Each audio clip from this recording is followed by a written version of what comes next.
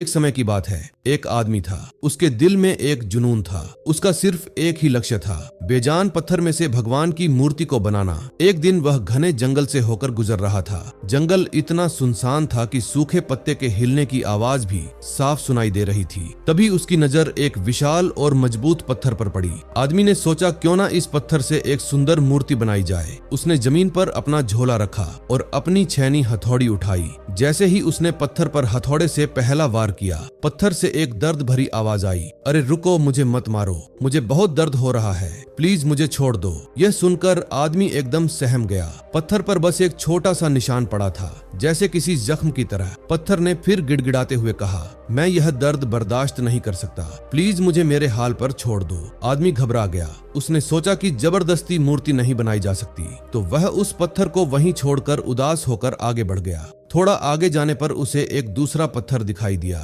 आदमी ने सोचा, चलो इस पर अपनी किस्मत आजमाते हैं। उसने फिर से अपने औजार उठाए और उस दूसरे पत्थर पर पहला वार किया। चोट लगते ही पत्थर के कण कण में दर्द की लहर दौड़ गई, लेकिन इस पत्थर ने उफ तक नहीं किया। उसने अपने दर्द को अपने अंदर ही दबा लिया। आदमी ने दूसरा वार किया, फिर तीसरा वार किया और ऐसे करते करते दिन ढल गया, रात हो गई। पर आदमी वार पर वार करता रहा। पत्थर को काटा गया, घिसा गया, तराशा गया। उसे बहुत तकलीफ हो रही थी, लेकिन वह चुपचाप सब सहता रहा, क्योंकि वह पत्थर जानता था कि यह दर्द बस कुछ पल का है, लेकिन इसके बाद जो होगा वो सदियों तक याद रखा जाएगा। और देखते ही देखते उस आदमी ने उस साधारण से पत्थर से एक अद्भुत अलौकिक मूर्ति बना दी। वो मूर्ति ऐसी थी जिसे देखकर लग रहा था कि साक्षात ईश्वर इसमें बस गए हों। आदमी का काम खत्म हुआ और वह उस मूर्ति को वहीं छोड़कर अपने गांव की ओर चला गया। गांव पहुंचकर उसे पता चला कि उसके गांव में एक भव्य मंदिर तैयार हुआ है, बस मूर्ति की कमी है। आदमी ने गांव वालों से कहा,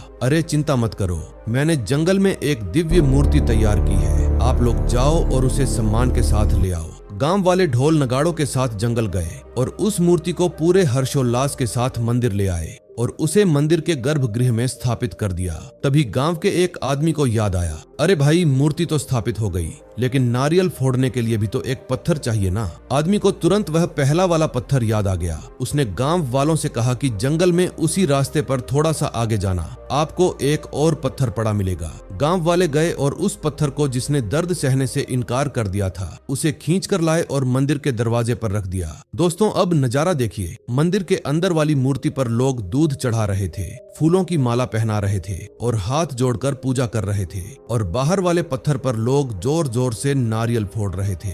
एक रात जब पूरा गांव सो रहा था, तो बाहर पड़े पत्थर ने अंदर वाली मूर्ति से एक बात कही। उसने बड़ी मायूसी से कहा, यार तू कितना भाग्यशाली है, तेरी पूजा होती है, तुझे सजाया जाता है, लोग तेरे सामने सिर झुकाते हैं, और मैं मुझ पर हर रोज नारियल फोड़े जाते हैं, मुझे बहुत चोट लगती है यार। तभी अंदर वाली मूर्ति मुस्कुराई और एक शांत मगर गहरी आवाज में जवाब दिया, मेरे दोस्त, याद कर, शुरुआत तो हम दोनों की एक ही जगह से हुई थी। अगर उस दिन तूने मूर्तिकार की वह चोट सह ली होती, तो आज मेरी जगह तू होता और तेरी जगह मैं। तूने चंद पलों का दर्द नहीं सहा, इसीलिए अब तुझे जिंदगी भर चोट सहनी पड़ेगी, और मैंने उस दर्द को अपना भविष्य बनाने के लिए सहा, इसीलिए आज मैं पूजा जा रहा हूँ। दोस्तों, मैं यह कहानी सिर्फ पत्थर की नहीं है, यह कहानी मेरी और आपकी है। तभी तो किसी ने क्या खूब लिखा है कि जिंदगी जीना आसान नहीं होता, बिना संघर्ष के कोई महान नहीं होता। जब तक ना पड़े हथौड़े की चोट, तब तक तो पत्थर भी भगवान नहीं होता। तो अगली बार जब आपकी जिंदगी में मुश्किलें आए,